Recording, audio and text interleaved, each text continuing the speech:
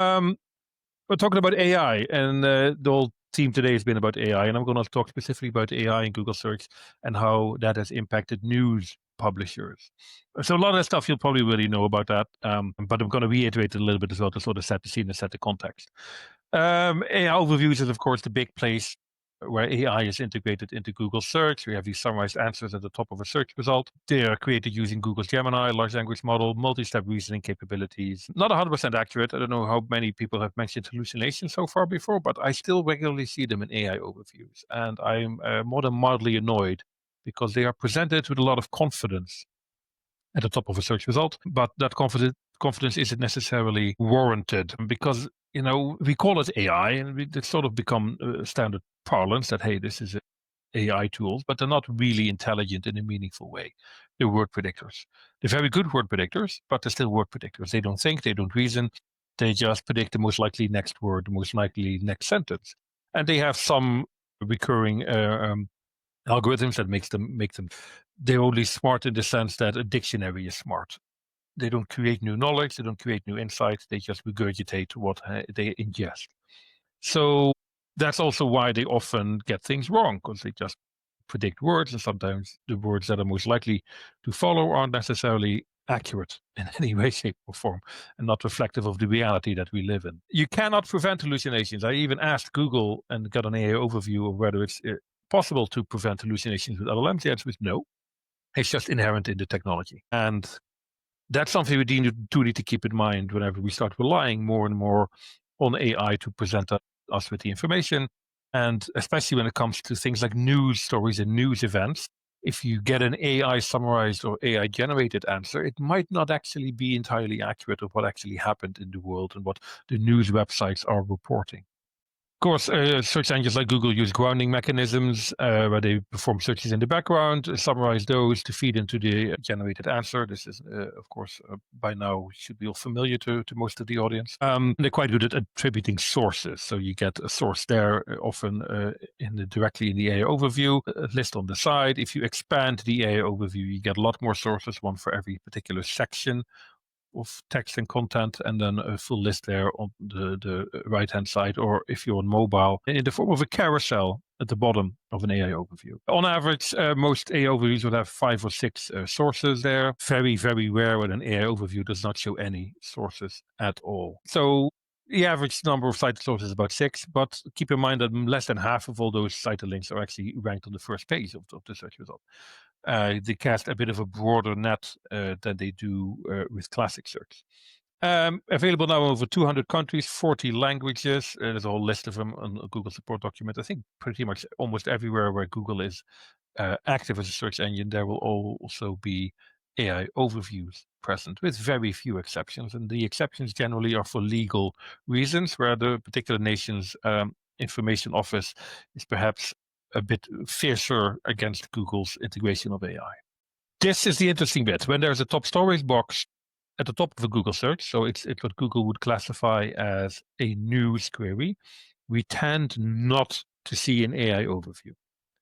There are some exceptions, and those exceptions are generally when the news is what we'd say relatively old. And by relatively old, I actually mean a few hours, like 6 to 8 hours old, and there's nothing new that has emerged in that 6 to 8 hours. So it's basically a one-off news event. Within a few hours, Google will be able to then summarize that news event in an AI overview. And you might get an AI overview on the same page as a top stories box. I've seen this happen in different contexts. Sometimes the AI overview is below the top stories box, a bit further down the search result. Sometimes it's just above the top stories box. So it does occasionally happen that you see news boxes as well as AI overviews, but generally for nearly all search results where there is a news box, there will not be an AI overview. And I think Google does this on purpose. It's a very deliberate decision that Google has made to avoid what they call hard news when it comes to AI summaries. And that's because until the AI has ingested all the content related to that news story, they cannot accurately summarize what is happening. And that ingestion is a bit of a delayed process. It's not real time. It's not as fast as classic indexing, that's for sure. So Google says, right, we're just going to show top stories. And then maybe later down the line, if there's nothing new happening, we can show an AI overview summary of that news story. But initially, when you publish an article on the news website and you're aiming for top stories visibility, which is where most news publishers will get the majority of their Google traffic from, you are not competing with an AI overview. Of course, you are competing with AI overviews for anything that's not direct hard news. For explainers, for background articles, for evergreen articles that you are competing with AI overviews. And of course, news publishers also publish this sort of content in very large scales, and therefore they are feeling the impact that AI overviews have on their traffic. There's some tools out there you can use to monitor how often AI overviews appear for your classic searches. I quite like what Systrix is now doing with their AI monitoring tools. And they also see which particular queries trigger an AI overview and whether or not you're cited as a source for those AI overviews. So that gives you some data at least to look at where the impact is in terms of the AI overview potentially stealing your clicks, stealing your traffic, or using you as a cited source. When it comes to optimizing for those AI overviews, we can talk about this often. People generally don't click that much from an AI overview to cited sources, but you still ideally want to be part of it, at least get a chance to get a click. I quite like that AI overviews actually cast a bit of a broader net than regular search results. It's not just the 10 blue links.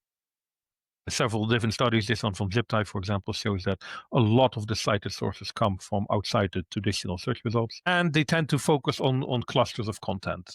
You have a cited source here for pain relief related to tooth extraction. You get sent to a cluster of content, a particular paragraph of content on a web page that talks about this. Similarly, best Polish delicacies. I got this screenshot because several months ago I was in Poland for an event and I wanted to know what kind of food I should try when I was there.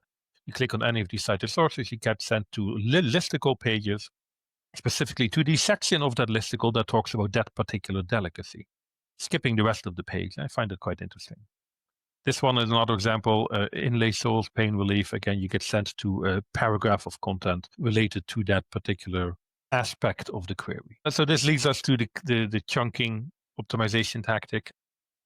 I'm a little bit ambivalent about this, to be entirely honest. I don't think we should necessarily restructure all our web pages just to tap into these fairly ephemeral citation mechanisms. But if you want to be shown to do busy work to your bosses, to your clients, from hey, we're targeting LLMs, we're targeting optimization for AI overviews. This is one thing you can do. It's probably not going to hurt your classic SEO. It might help your efforts to get into an LLM as a cited source. But, as we see from the data, the clicks aren't really there. And the classic tactics all still work. You want to be visible in AI overviews, you got to do your SEO properly. It's as simple as that. And that's a dead horse I'm not particularly going to be beating today. The question is, of course, what's the impact on traffic, both for news websites and general websites? Google says there's no direct impact, although they are a bit clever in how they phrase it, because they basically say total organic click volume from Google search websites has been relatively stable and click quality has increased, yada, yada, yada. They also say that any third-party studies that show otherwise are based on flawed methodologies, isolated examples, or traffic changes that occurred prior to the rollout of AI features. So basically they're saying, what are you talking about? AI overviews don't lose you any traffic. No, it's all fine. It's great. We're just going to send you more traffic and it's going to be better traffic. And all those third-party studies, they're wrong. Third-party studies like this one from SimilarWeb that shows the amount of zero-click searches going up quite spectacularly since the introduction of AI overviews. Or this particular study from ANSIF that shows the click-through rate on non-branded queries go down quite a lot after AI overviews have launched. Or this one from Ahrefs, which shows an average reduction of 34.5% clicks after AI overviews were introduced. Or this particular study from data from Authoritas published by Press Gazette, which show a significantly lower click-through rates on pages that show an AI overview. Or this one from Pew Research, which, guess what, shows the exact fucking same thing. So yeah, Google is trying to gaslight us, basically. AI overviews cost us traffic. It's as simple as that. Users do not click from AI overviews to cited sources as often as they click from the list of 10 blue links, which makes perfect sense because, again, AI Overview provide the answer, more or less, provided they're not hallucinating, directly in the search results. So why would you want to click through to a cited source unless you're not entirely sure that the answer is correct? So for users, AI Overviews are very good, they're very useful, and they don't necessarily need users to click through to the cited source. So of course they cost you traffic. And no matter what Google says, it's just the reality we live in, and we see that everywhere all over the world. In fact, we have Google Search Console data showing this exact same thing. The famous crocodile graphs where, we see the impressions go up or stable because we get cited as a source, which is an impression, but we don't get the clicks. People don't click. As simple as that. So yeah, they're being deliberately deceptive, but they hold all the cards really, and there's not an awful lot we can do about that. So yeah, AI overviews cost us a bit of traffic. However, it can vary quite a lot depending on the context of the AI overview. The data I've seen from Search Console profiles from a lot of my publishing clients is sometimes fairly minimal, especially if it's a very news-focused publishing client. That shows maybe a small decrease in traffic to some publishers that focus more on not necessarily hard news topics, but more maybe on entertainment news, celebrity news, or just lifestyle stories, which aren't really classified as news as such. They get a lot bigger hits from AI overviews. They lose a lot more traffic, basically. The good news is that AI does seem to generate more search queries on Google. We see a correlation, this is on 23 to 24, with usage of AI and usage of Google. And I think a lot of other people have jumped to this conclusion, that heavy use of AI chatbots like ChatGPT encourages people to use Google more to double check what the chatbot has been telling them. And so we might see a bit of an offset of the loss of traffic by increased search volumes. However, I think the loss of traffic is still very clear and very measurable for most websites out there. This continues in 2025. The latest earnings call, Sundar Pichai said that AI overviews drive meaningful query growth. So, hey, more queries, more searches, and incremental total query growth for search. So Google's still growing as a search engine. However, that I do strongly believe, and this is sort of reflected in the way that Google themselves talk about this, that Google doesn't send as much clicks as a percentage of the total search volume to the wider web. So, AI overviews and news. Top stories still win. News does have a shorter shelf life. You got a smaller window of opportunity for news stories if you're targeting top stories, because at some stage you're going to be replaced by an AI overview. Evergreen content, you just lose. Most evergreen search queries will have an AI overview at the top. Google traffic in general is down, and for most news publishers, if they're just maintaining traffic, they're probably winning. Having said that, it is still by far the largest single traffic source for any news website out there. And if you want to jump on the AI bandwagon and stop investing in AI, I'm pretty sure that all your competitors are going to be absolutely delighted by that, because you're just making it easier for them to steal your clicks away from you. You have to invest in SEO. You have to keep investing in the channels. Yes, it's going to be harder to get the traffic, but, ignoring it is not going to save you. You got to just work harder at it. Now I want to talk about AI mode. AI mode is an interesting one, of course. We get clicks, dive deeper into AI mode directly from an AI overview now, which Google is actively encouraging us to use AI mode. You go to that, you get an interesting summary page, which is, I'm an AI skeptic. I think nobody will be surprised by that.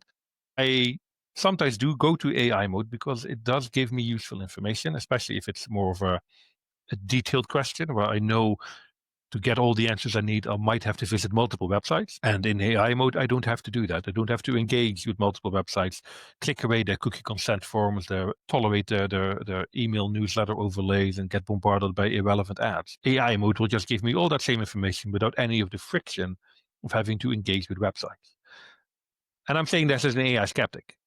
More importantly, AI mode is not immune for news. This is an interesting one. A Ukraine peace deal. Of course, you get a top stories box on classic search. You click on the AI mode tab, you get a summary of everything related to the news there.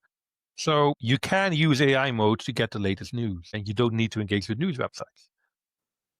Again, like with AI overviews, AI mode will show cited sources, in this case, news websites there. And the question then is, do people actually click on those sources? And the answer is just no, they don't. There was an interesting, fairly small sample size study done not too long ago by Kevin Indig from Growth Memo. But I do find the data interesting because it sort of correlates with what I'm seeing myself. People just don't click. They just don't click. When you're in AI mode, you tend to stay in AI mode. You don't need to click to websites. And that's also partially because the AI mode answers are good. I think they're better than AI overviews, less prone to hallucinations. And I think that's because they tend to summarize what they scrape off the web rather than auto-generate an answer and then try to ground it. And you can just ask it follow-up questions and stay in AI mode. So the outbound clicks generally are just very, very low. And if there is an outbound click, it tends to be a commercially incentivized click that somebody wants to buy something, which of course is not relevant for news websites. News websites just don't get any clicks. Widely available as well since October in pretty much the same countries that AI overviews are active. News, like I said, is not excluded. The good news is that adoption rates are fairly low. 75 million daily users is what Google's giving us, but that means it's a very tiny percentage of the 2 billion daily users that Google sees. Google is trying to encourage users to use AI mode with that dive deeper in AI mode button under an AI overview, and also by making it a prominent feature on the standard google.com landing page.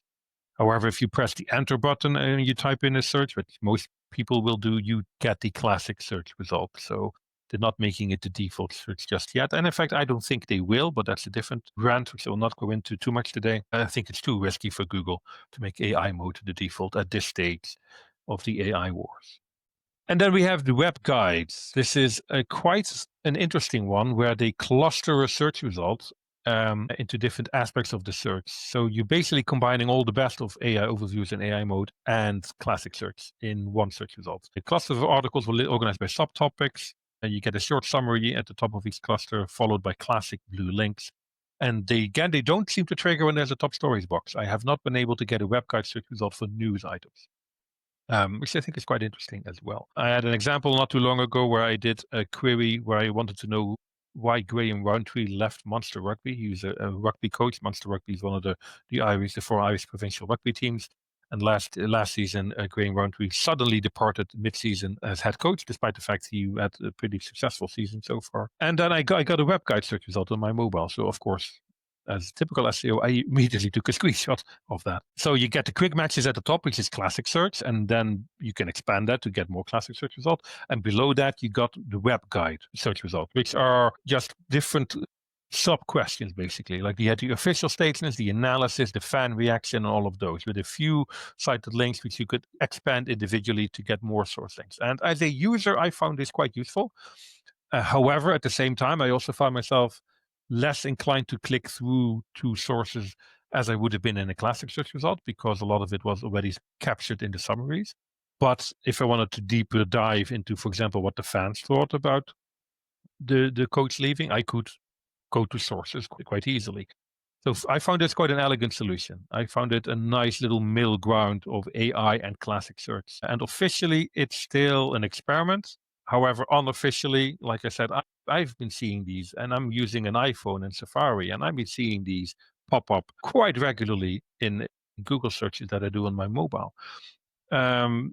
Because it's still officially a labs feature, we don't really know what the traffic impact is, but I don't expect it to have as big of an impact as AI overviews or AI mode. I do think there will be some impact because, like I said, the summaries are quite good at providing details that you might be the only thing that you need, so you don't necessarily need to click through. But it does seem to be formatted in a way that the summaries are quite short, and if you want to read the detailed stuff, you will need to go to those web pages. So I think it's a nice integration. I suspect this might be very similar to what the new default search is going to be like in the near future. I think both Google is happy with this because it still allows for accurate advertising targeting and providing links to web publishers and search results so that they can get the regulators off their back. While still being seen to be using AI in their search results. And I think users quite like it. Me as, again, the AI skeptic user, I quite liked it. So I was quite happy with the web guide results. And from a user point of view, I was really pleased with the kind of experience that it gives me. Google has a complete documentation, of course, on AI features on your website, so keep an eye on that for the latest developments. In a nutshell, AI overviews are great. They provide a We are seeing a replacement of classic search with AI-enabled search features. AI overviews are an evolution, basically featured snippets on steroids. If you're a hard news publisher, you're pretty safe. But your peripheral content that is not necessarily hard news will suffer from AI overviews. Circumvent that by building direct brand loyalty if you can, and there are ways to increase your citation probability. AI mode is potentially a real traffic killer. I don't think Google wants to kill the open web. I genuinely don't think they want to. So that's also why I don't think they're going to roll out AI mode as a default experience, because if they do that, they would kill the open web. They just would. And I don't think it's in Google's best interests to do that. Web guide is the nice middle ground. I see that sort of as the future of search, where we will get that nice middle ground of having AI be part of the search result while still offering very clear links to sources presented in such a way that users can very easily find exactly the kind of information that they're looking for. And it would mean slightly less powerful impact on traffic as well. So, surviving the AI first era, which we're now arriving into, for news publishers, it's very much against trying to immunize yourself against whatever the tech giants are up to. And that means you have to have loyal audiences that go directly to you as a website, that circumvent the platforms or type your brand name in the platform, in which case they don't have a choice but to show your website. And it also means you have to understand what your audience wants from you. So talk to your audience. There's one of those so scary things. A good friend of mine, Andy Jarvis, he runs a marketing consultancy here in Northern Ireland, global clients. His mantra is talk to your customers. And I don't think enough websites and businesses do that. They don't talk enough to their customers, or they just broadcast to their customers and don't listen to what their customers have to say. And I think, if you want to survive, you need to understand what your customers want from you, and that means listening to your customers. Multimodal content, of course, it's not just about classic articles, text articles anymore. News hasn't been about that for a very long time. So get your videos out there, get your podcasts out there, get your newsletters out there, do whatever your audience wants you to do when it comes to formatting your news in the way that they like to consume it. And yes, brand awareness, brand power. If you are a commodity publisher, as in your target audience wouldn't necessarily miss you if you were gone because they can just go to another website, you're going to have a bad time in the near future. I'll give an example. I work with several Formula One news websites, and some of these I have to actively look at their logo to remind myself which of my client websites I'm actually on, because they look similar, they have similar content, they have similar stories, and there's nothing really that sets them apart. If half those Formula One news websites were to disappear tomorrow, nobody would really care, aside maybe the people who work for them. And the audience who wants to read that content, they'll be fine. They're just going to read a different website. They don't have sufficiently distinctive features, or if they have distinctive features, they're not emphasizing them enough. They're not showcasing them enough. You have to showcase what makes you unique, what makes you different, and use that to try and build that loyal audience and bind your readers to you. Don't be a commodity publisher that just writes what everybody else is writing, because you're probably going to disappear in the next 2 to 5 years. I have a newsletter where I very occasionally blather about this stuff. I write maybe once every 6 to 8 weeks. So if you want to stroke my ego and subscribe, I would be very grateful. And that is all that I have. I wonder if you have any questions, or if this rant was sufficient to get people to shut up. Barry, so I took from this entire presentation that you firmly believe that Google's right in the increasing queries and increasing traffic to websites, right? That's what I took from this. It's always great to be able to see and see your picture and your viewpoint of news publishers. There's a number of strategies that news publishers are not adopting yet, and we've talked about this on our show a number of different times. I want to throw a couple things. You slammed AI overviews for quoting out-of-date stats like English speaker examples. For newsrooms, what practical rules would you add around date stamps or data sourcing or corrections so LLMs stop latching onto stale and decontextualized numbers? You can't prevent LLMs from doing that. They will make stuff up if they don't know the direct answer. And if you provide them with the answer, then they're just going to show it and not send you any traffic. And for publishers that are focused on acquiring traffic, why would you want to do that? Again, I'm a bit amused sometimes at the rush that the SEO industry has to optimize for AI search. I'm like, why the fuck would you? It's not going to earn you traffic. Just you're helping the LLMs becoming more accurate and becoming much better at providing answers. People don't click on those cited sources nearly as much as maybe you want them to. And yes, we'll talk about this top of funnel stuff and brand awareness, all of that. Great. What's Right. the ROI on that? How do you measure that? And It's just people not are there. proclaiming the death of search and the death of SEO. Like, oh no, it's all about LM, it's all about AI. Oh, I'm sorry, but when I look at my traffic graphs for my clients, that's a load of fucking bullshit. Still Traffic winning is by a significant margin. So please just keep absolutely. investing in classic SEO. Absolutely. Well, you did say AI isn't the root cause of the crisis. It just accelerates weak strategies, right? Absolutely, absolutely. I think a lot of publishers have to be honest with themselves and look at the data and say, yeah, Google traffic has been on the decline for a while. And that is not necessarily Google's fault. I do think Google is part of the blame, but part of it is just publishers have been chasing after the cheap clicks for too long. And again, not doing those things that I talked about earlier, not building those loyal audiences, not emphasizing the unique USP as a brand. And AI just hastened that decline, and everybody's panicking now. I'm like, yeah, you should have been changing course 10 years ago. And if you're only doing it now because you feel the AI heat, you've been having your head in the sand for too long now. One of our listeners here it says it's just because the bosses are obsessed with AI search. It does impact destination. It does, and we've talked about it. Is that the AI mode? Um, that's your news feed, and you don't have to go to the destination, right? Yeah. So The interesting thing about that AI mode, though, Aaron, is users generally don't like it. It tends to be one of those cases where people dip in and very yeah. few people stay there. They just go back to classic search. Users don't really want AI mode, which is, again, one of the reasons why I don't think Google wants to make it the default experience. Well, just wait until they plaster all the ads around there, then they'll be fine, right? Well, is there a kind of a non-traffic KPI that you'd hardwire to editorial planning so leadership doesn't just stare at page views? I mean, we talk about brand awareness, we talk about visibility. I think there is something to be able to track news items in the AI mode because that is a venue that they're going to be affecting, right? Whether or not Yeah. they've got the traffic itself. What are we talking about when it comes down to that non-traffic KPI? Yeah, I mean, this has always been a tough one because this is the case for all of the surfaces that Google has, be that classic Mhm. search, AI mode, even image search, the news tab. It's about impressions versus clicks, of course, because most publishers still care about the clicks. But what I find as an interesting corollary to that is quite, can you measure impressions in an AI system like AI mode and then look at brand searches off the back of that? Does it increase Right. brand awareness, which then can be reflected in brand searches and direct visits to your website? There And you it's go. interesting to build models around that to see if increased citation in AI answers does actually lead to more brand traffic, either direct traffic or brand search. I think that's an interesting question to ask and maybe try and solve, because that is really the only way where we can see a positive impact from a citation in an AI answer. Yeah. And that's still brand search is at least impressions on the site, right? And that growth, but you also have to have all players on the team communicating and coordinating because if something goes off in rogue and starts creating some structure that is affecting AI and analytics is not trained or the models aren't prepared for that, then it's you have to be uniform and you have to be focused inside the organization.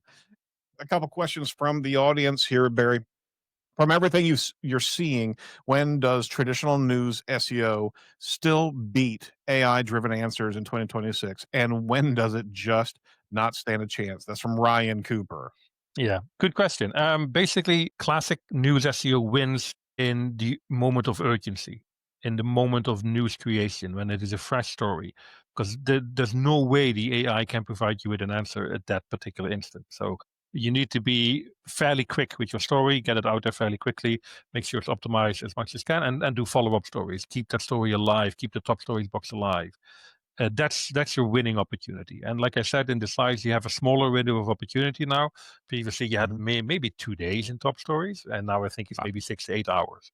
So it's a Wow. smaller window of opportunity. So you got to maximize it, but that is still when you win. The moment it becomes a longer, older story, and news 4 hours is old, you have a higher risk of losing out to AI generated answers because they catch up quickly now and they can provide summaries very, very quickly.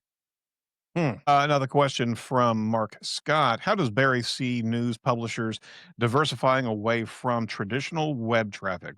What are the next battlegrounds for publishers? Yeah, this is an interesting one. I'll be honest, I'm not entirely sure myself yet. It really depends on how news consumption will change in the next several years, and even if it will change.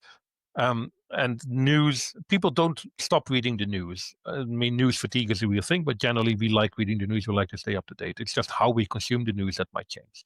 I find my own habits changing a little bit, where I find Mm. myself reading less content on the web and actually turning on the radio or doing like one of those quick news catch up podcasts that go out 2 or 3 times a day, Hmm.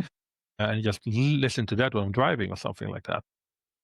That's a perfect example of multimodal, Yeah, where the exactly. publisher actually moves to the consumer's preference as opposed Yeah. to just staying the web content and the top stories, right? Exactly. And I think also as a publisher, if you have an audience that's very visually focused, for example, a young audience that likes to spend time on TikTok and YouTube, maybe do like short form videos, like a 30 second video on a particular story that you Hmm. then publish on TikTok. And there's different ways you can monetize that sort of stuff as well, with maybe some sponsorship logos or ads or something. So it doesn't have to be just giving away the news for free. But yeah, publishers are ironically generally very slow to change, despite the fact that the news industry is very fast moving. As organizations, news publishers generally change very slowly, and they're like trying to get an oil tanker to change course, but they will need to, because user behaviors are changing and we need to follow that. Having said Absolutely. that, if you're a publisher who's not in a moment of critical failure, as in, you're okay, you maybe not where you want to be, but you're okay, you don't necessarily need to change rapidly.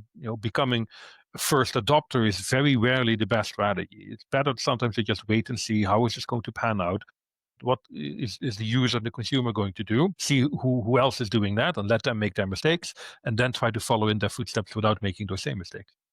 Very good. I got one last comment because I know we've had these conversations before. You've been blunt with a lot of publishers blaming AI while shipping, quote unquote, shitty websites with shitty experiences. What's one UX or ad load threshold? And we've had these discussions offline where you'd tell a publisher, fix this before you ever think about AI mode strategy, because user experience data will sink you either way. Are there any thresholds that you can share with our audience right now?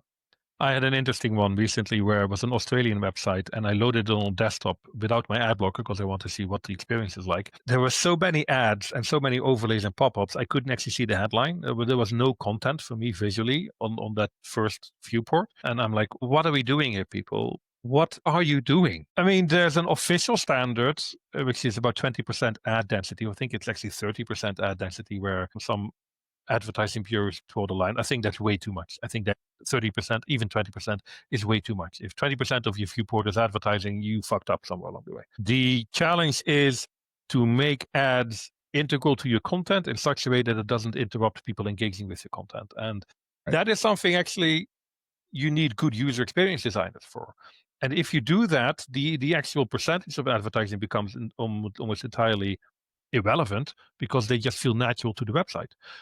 And that's why I think programmatic advertising is probably one of the key problems here, because you have no Yeah. control over what the ad shows and how it is displayed, and the website just And has we're that. having render blocking issues all the time. Yeah, Yeah, yeah. and I think if you're a publisher, if you're a big publisher, you can build direct relationships with advertisers, and you definitely should. If you're a smaller publisher, you need to band together with other smaller publishers to form a sort of inventory block, and then get better deals from advertisers, because you cannot rely on programmatic to save the day. It's just going to No. ruin your website no matter how you integrate it. Yep. All right. I think we've filled out the swear quota for the conference today. So Glad no, no, no. Always counting you, man. Thanks so much, Barry, and great presentation.